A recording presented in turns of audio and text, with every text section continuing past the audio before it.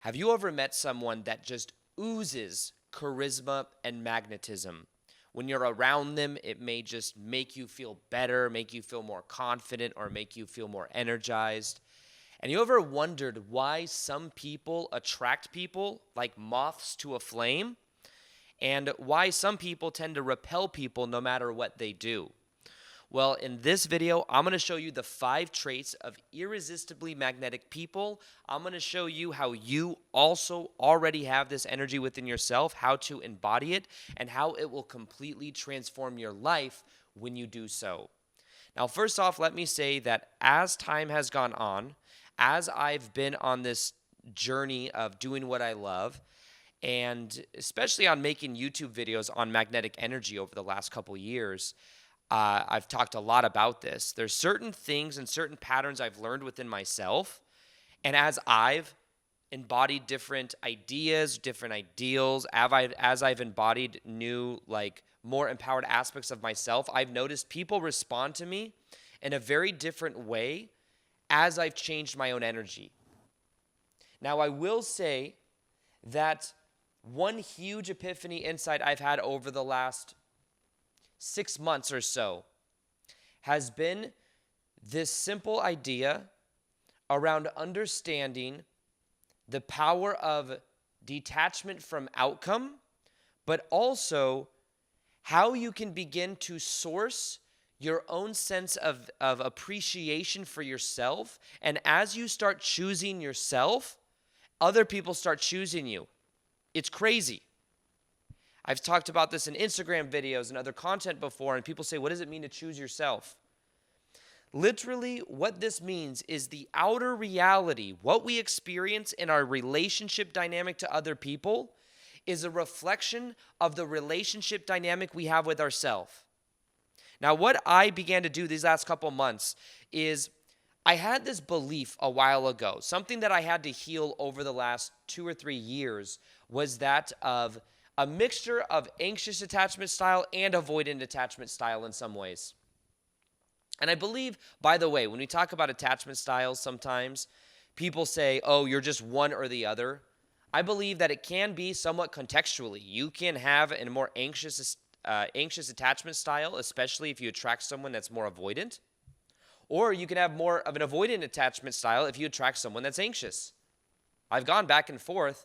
And recently, I've looked at this at a much deeper level, and I feel like I've healed a lot of the energy between going from one side to the other, to where I feel more secure within myself than ever before. Now, the thing about this, and the thing that I believed for so long, subconsciously, was that in order to feel whole and complete, in order to feel enough, I needed someone else in my life to reflect that energy back to me via a relationship, or someone that I was dating. And there was this belief there, and what would happen is then it would create resistance within my body, and I would find myself sabotaging different dynamics. And it was because what I was doing is I was putting resistance into the area of my life around that of love. And I'm sharing this with you because what I'm about to share with you changes everything. Now, the funny thing about this is different people in their lives will do this in different ways. For example, I have a buddy of mine who sometimes has challenges with attracting money. He's an abundant dude, but sometimes he gets in his head and he'll start worrying about money. He'll kind of put it on a pedestal. It'll become this important thing, and then he'll kind of sabotage his own energy around it and create resistance. And the thing that's very important to see, or that's very easy to see, is that the more he puts it on a pedestal and the more important he makes it, and the more he needs it, the more he lacks it. Now, the funny thing is in my own personal life, when it comes to money, it's very smooth for me. Money comes very easily for me. I don't put it on a pedestal. I'm kind of cool either way. I understand money doesn't equal happiness. And I just simply know, and it's a part of my natural self-image, that money comes easily and it comes in abundantly. And therefore, I've been able to make multiple 7 figures in my life. And it's not something I even really think about. It just happens. Now, what's funny about my buddy is that when he puts it on a pedestal, makes it important, it's very easy to see that it creates resistance, and that resistance then creates problems. It creates negative synchronicity. And I was looking at this with my friend, and then I realized, oh, sometimes I do that with myself when it comes to all this importance and pressure I put on myself to feel validated or worthy. And what I began to do as of the last couple months is I began to open myself up more, and I began to question, why do I want what I believe I want? What actually happened for me is I had reflections in my life where I had the potential for, certain types of having someone around that just, thinks about me in a certain way, having that validation. And I realized deep down what I really value isn't what I thought I did. What I value more so is, and I never went through a phase of my life where I really just appreciated and chose myself, where I really understood how much I enjoy being in my own energy, where I enjoy being able to be in my own house and do my own research and enjoy having the freedom to get up and travel when I want or go to friends. I realized that in a way, I never really appreciated and chose myself. And the funny thing is as I started realizing, wait, I thought that what I really wanted was a relationship or some type of connection like this. Not even that I wanted it, but that somehow I needed it to feel worthy. As I started to realize that I don't need it, I started to focus on how I appreciate and I love my own freedom, how I love being in my own energy. I started focusing on the positive parts of gratitude for myself. How I love, when I go to bed at night, I love dreaming. I love, there's just so many aspects of me being alone that I love. And that allow me to be free because I can do whatever I want when I want. I mean, you could do that in a relationship as well, but there's just a level of freedom that comes from being in my own energy. Now, the funny thing is, the more I have chose myself, the more I have become free in my own energy, the more magnetic my energy has become because the less attached to other people I am. The more reflections I get in my life of beautiful people where I have amazing interactions with. It's come to the degree to which I realize I don't need it. Just like my buddy, I tell my buddy, you don't need it. You're good either way. You have abundance always coming in. Don't focus and put so much pressure on this area of your life. So realize the degree to which you don't need someone else in your life is the degree to which you will be magnetic and attractive. Now you say, well, how can I not need it? Growing up, we may believe we need someone else's energy. Now there was this great analogy I want to share that came actually from an Instagram live that I did the other day. And it was, somebody said this and I now use this metaphor. So thank you if that was you. A lot of times what we do with validation and approval, because we need from someone else, we need their validation or approval. That's what we believe because in childhood, maybe we didn't receive it. So now we believe we need it from other people. So instead of needing it from other people, what we do when we do this, by the way, is we are outsourcing our own sense of love, our own sense of validation and approval. We outsource it. Like you're at a company, you're working in a cubicle or some shit, and then you're outsourcing something to a different department. I'm dependent on you bringing this thing in. Now, the problem with outsourcing is that we're putting the power outside of ourselves and we're looking for it in other people. Like if I were to outsource, I outsource video editing, for example. I don't do it myself. I outsource it to someone named Nick, who's editing this video right now. He edits it, and therefore, it's almost, then I get it back, and then it saves me time. But if we outsource something that can only come from within, like our love, our approval, then we're putting it outside of ourselves and we're giving someone the incredible burden of giving us something they can't give us anyways. So the thing with this is you put incredible pressure on other people to outsource your love to say, give me back the love and approval that I didn't receive as a kid. It's the most unmagnetic thing you could do. It's the most repelling thing you can do because you're giving them all this pressure. So instead of outsourcing, there's two other levels to this, these metaphors that came to my mind. Instead of outsourcing love or validation and approval, which sometimes we confuse as love, you could either, one, self-source it, realize the truth, you can give it to yourself. The more I've gave myself love, approval, and even just the recognition of the appreciation for myself and the positive qualities I have, the more other people have noticed it in me, the less I need it from them, funny enough. So self-source your own love and approval by realizing all you've been doing is believing that someone else has your approval or validation, and then looking for it in them. It's just a belief. It's an attachment. When you self-source your own love and approval and validation, you begin to embody your own energy to where you don't need it from other people. Now, let's take this a step further. You can self-source, which is kind of an ego thing, because it's like, I realize I am worthy. I am enough, I am enough, I'm enough. There's a higher level to this, though, I believe. Instead of self-sourcing, connect to your inner source of the divine. There's like the ego validation. What about the divine? What if you realize you don't need validation or approval, or the divine can flow through you with that love naturally? That is truly magnetic. When you realize you don't need it from anything other than God, the universe, source energy. Let it flow through you.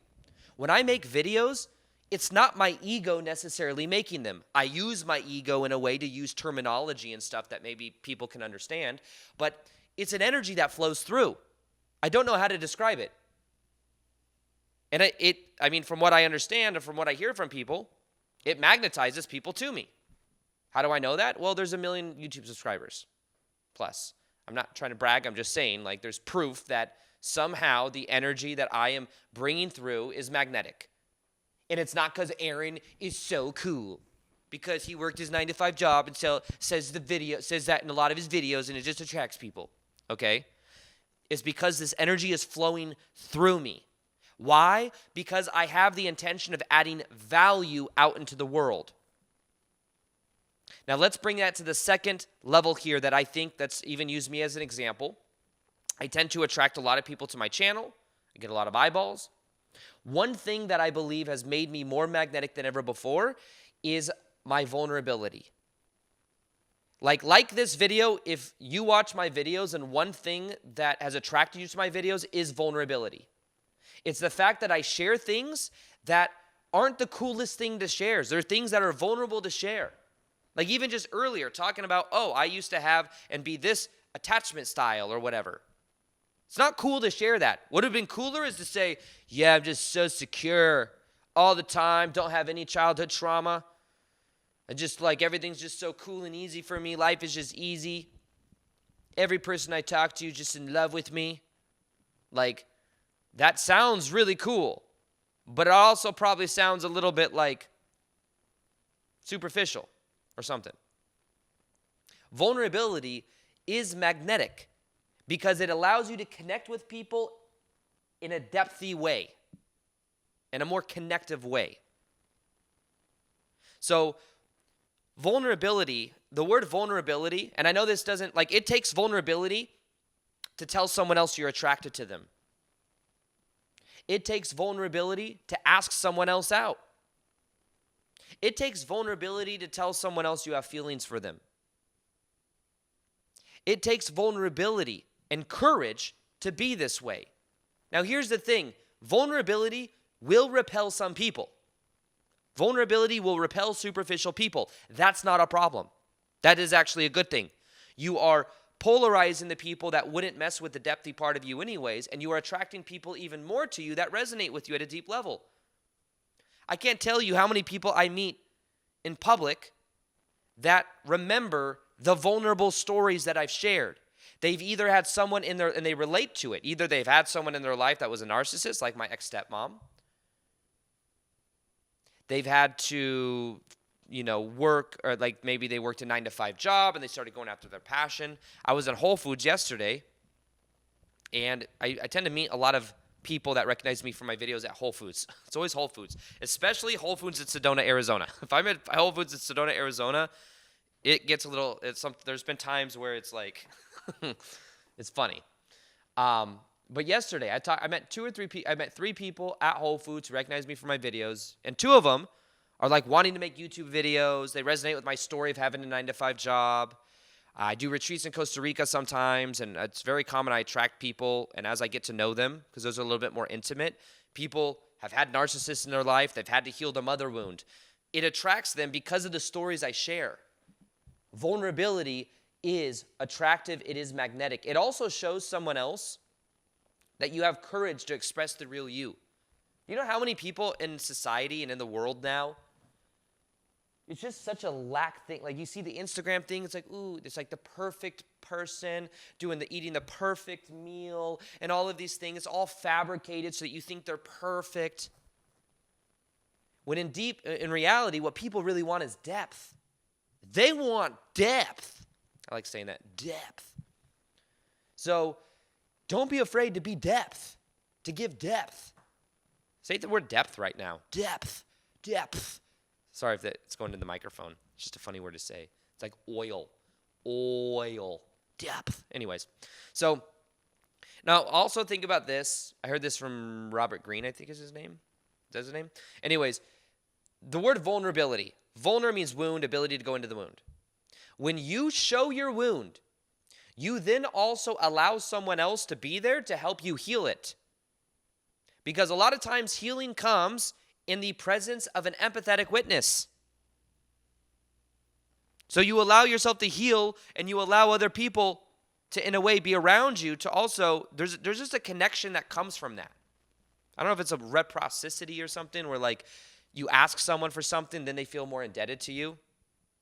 It's like a thing in psychology where if you ask someone to do something for you, it's like then they're feel more connected to you or something, even though you're asking them for something. But in general, sharing vulnerability is something that is highly magnetic, and not having fear to express. Like if you're a woman watching this, or feminine energy, and you want the masculine, like isn't it attractive that the masculine puts themselves out there to show their intention, to show that maybe they're attracted to you? They lead. That's probably attractive. That takes vulnerability. It does take vulnerability to lead. So realize vulnerability is something that a lot of times we're not taught. We're told not to do it. But in fact, when you do it, you will realize you are more magnetic than ever. People respond to you in a different way. And this doesn't mean, by the way, crying and like complaining all the time from a level of victimhood. Vulnerability means expressing the real you. Now, the third trait of highly attractive people, and I've learned this as I've gone on with my life, especially this last couple months. The more you stand for something and the more you, in a way, are authentically living by your own values, the more attractive you are. What does this mean? Most people are living according to the values that society gave them. They're living to the values of what other people want them to be living by. So what happens is you meet someone that's like a people pleaser or something, and you ask them what their favorite food is or something, and they're like, I don't know, what is your favorite food? Or you say your favorite food, and they give you a weird look, and you're like, but I only like it sometimes. You're like, what's your favorite food? You're like, well, I like Indian food. And they look at you funny, and you're like, but only sometimes, only certain Indian food, because I'm tuning to someone else, and I don't feel confident with my choice, because what do you think about my choice? What kind of sports do you like? Oh, I like basketball. And then someone's like, yeah, basketball's boring. Yeah, but I only watch the finals. I only watch the playoffs. Instead of owning who the hell you are, own it. That's another aspect of this. It's not even on the list that I'll talk about for a minute. Anything that you think is an insecurity that you don't own, other people will feel that off of you. People are just pinging to the energy dynamic you are playing out. So if you don't own being shy, the more you don't own being shy and think you have to be loud, the more energy will come off that's like needy and that's like not authentic, and the more other people will feel it. Just own being shy. Just own it. And the funny thing is, the more you own being shy, the more extroverted you will be. Isn't that weird?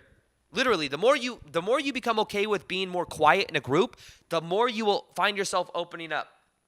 It's a paradox. But what you want to do is focus on owning the things that you think are your flaws, maybe your greatest gifts. Oh, I have a mole right here. Reframe that mole. That mole is not something to be insecure about. It makes you unique. You could name the mole. Give it a funny name. You don't have to tell people about the funny name of your mole or anything. I'm just saying, just loosen it up for yourself. See it more comically. Now, when we talk about this, living by your own values, for me, I've realized recently that I've had to really tune back to my own frame and understand who I am and what am I about. And I've always talked about this in videos, but I value vulnerability and authenticity over pretty much everything else. Over validation, approval, all those things. And this means as well, standing up for something means also not being afraid to share the real you. Like for a long time, I was afraid, for example, to share. Even to this day, I was in Instagram DMs not that long ago, and someone, I posted something about, I went to Whole Foods last night, and I got oysters. And some people comment, one or two people comment sometimes when I post food, and they go, "You're not vegan?" Because 5 years ago, I was vegan. For like 3 or 4 years, I have not been vegan. I eat pretty much what I eat healthy food, organic meats, fish, like healthy. I eat healthy, but I'm not vegan. And there was a part of me that for so long was afraid to share this on YouTube or in Instagram. Even now, I don't really, maybe I could do this. I don't know. So I also pick and choose my battles. It's so polarizing. But maybe it would be more magnetic if I did this. If I just posted every time I go to a steakhouse. Because I do eat. I don't post my food nearly as much as I used to because I eat lots of meat. I eat bison just about every day. I love bison. I used to be afraid to even share this because I would be worried that I know that there's a certain percentage of my audience that's vegan and they're not going to like it. They're not going to approve of it. Oh my God. When in actuality, it doesn't matter. Like, I don't need the validation or approval of anyone. And if someone disagrees, that's okay. I don't get on people for being vegan and think what they're doing is wrong or bad or like not healthy. I think people should do whatever the hell they want. I was vegan for years, and then I realized it just wasn't serving me.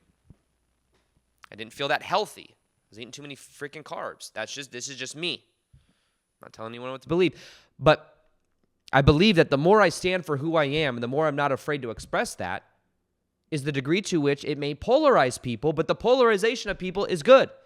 An example of this, I had an ex-girlfriend years ago that was vegan. And at that time, I was much more soft with my own frame. I would kind of do what someone else wanted me to do because I didn't want to like offend them. So I was also convenient for me to be vegan. And what I would find myself do is I would, I'd pick restaurants they would want to go to that was vegan and blah, blah, blah, blah. And then eventually what happened is we broke up. And then a year or two later, I started getting my own frame. This is when I started eating bison. I realized when I ate bison, I felt really grounded. I'd eat bison. It was when I lived in Sedona. And then I met someone else that I ended up getting into a relationship with for like a year. And this person, I had a choice. I could either kind of like tiptoe around what I eat on like the first date, or what I could do is I could just express the real me unapologetically. And I remember doing this. What I did is instead, I remember thinking to myself, am I going to like be soft about what I eat or kind of like not express what I really eat for fear of like, what if they don't like that or something? And instead what I did is I just owned it. I said, yes, I eat bison. This is what I eat. I owned it. I wasn't afraid to eat it in front of someone else. Guess what ended up happening? My energy was way more magnetic when I was owning who I am. Now, I will say this too. One time I went on a date with someone after I broke up with my ex. This is a while ago. I went on a date with someone who was vegan, who I could tell this person was awesome. I was attracted to her, and we go on this date. And I was also being that version of me where I was like, I'm not afraid to like order steak or whatever. And I could tell it totally turned this person off.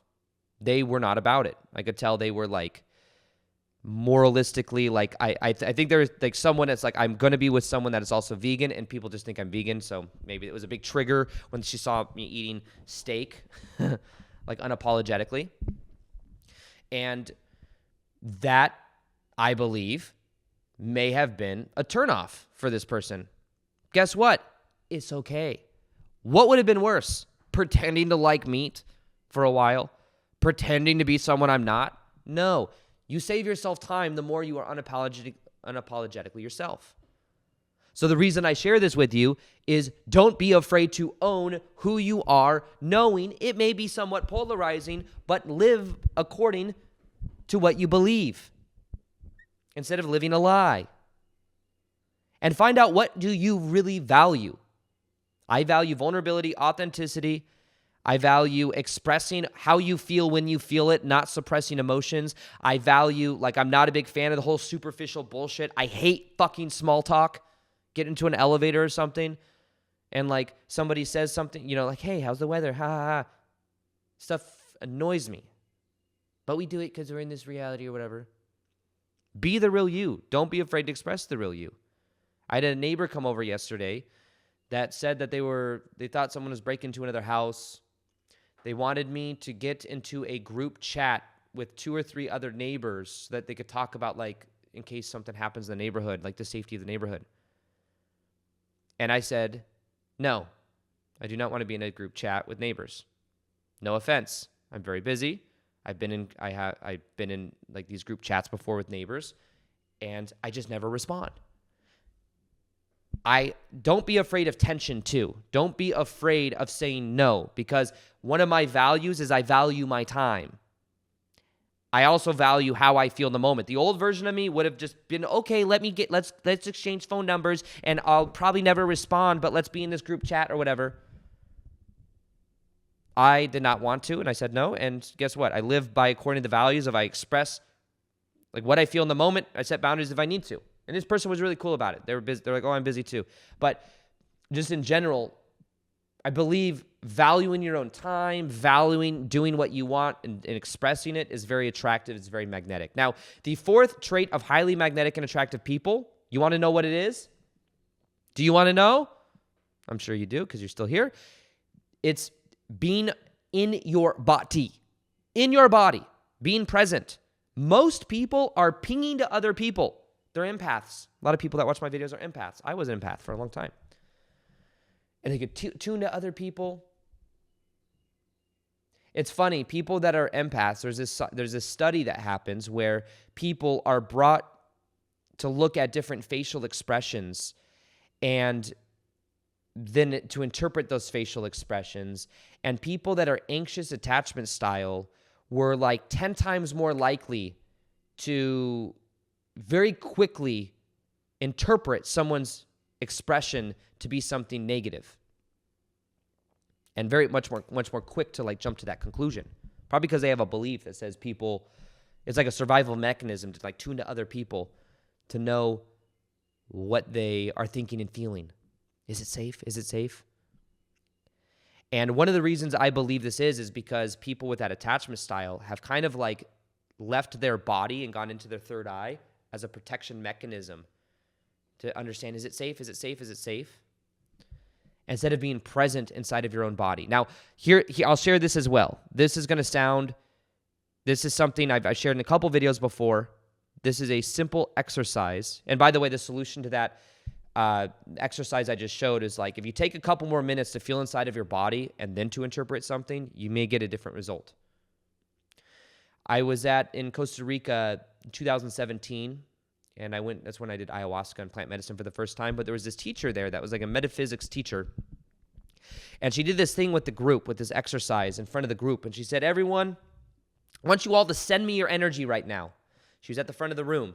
Send me your energy. Send me your energy. Send me your energy. Everyone's just sending her energy. And she said that from that, she would feel energetically like backing up. It was like so much that it like, in a way, repelled her.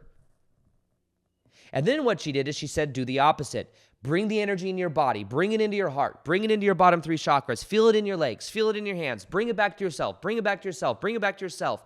She said when we all did that, there's an energy that was magnetizing her towards the room.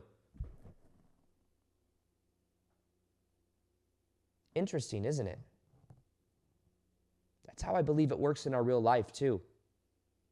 You have someone you're incessantly thinking about, excessively thinking about. You're projecting them energy, giving the energy from inside of yourself, projecting it at them. Maybe even then putting all this pressure on them, like give me the validation back, give me the approval back that I searched for in other people. And of course, then they can't give it because you're giving them a role that they can't even fulfill. Projection, projection, projection. What is the answer to magnetic energy? Bring your energy back. Bring it back inside of your own body. Bring it back into your hands and your feet. I've done this. I call it the frame technique. It's a simple exercise. I have a shadow work teacher that I had for years who had 2 PhDs who taught me this. I've made YouTube videos about it that have hundreds of thousands of views. I meet people in the streets that say the frame technique transformed my life, made me more magnetic than ever. It's so simple. Bring the energy into your body. Feel the separation between you and the wall, you and the computer, you and your phone. Feel the separation. I know we're all one consciousness, we're all one, but guess what? Empaths don't need to hear that. You're already at one with everything. I get it. Instead, feel the separation. Feel the safety in your own body. Many of us sometimes just haven't felt safety in our own body because we had to tune to our outer environment in order to feel safe growing up. Bring the energy inwards. Be present. That means also not doing things to get somewhere else. Instead, it means being with people and being in the experience of it as an end of itself. Does that make sense? Like I used to work that 9-to-5 job selling women's shoes. If I'm helping someone to get them to buy something, that's manipulation. If I'm enjoying the process of helping someone and I'm connecting with them, it's more of an end result of itself. Funny enough, they end up buying. They would buy more when I did that energy. Instead of like pressure, give the money or the validation or the approval or whatever.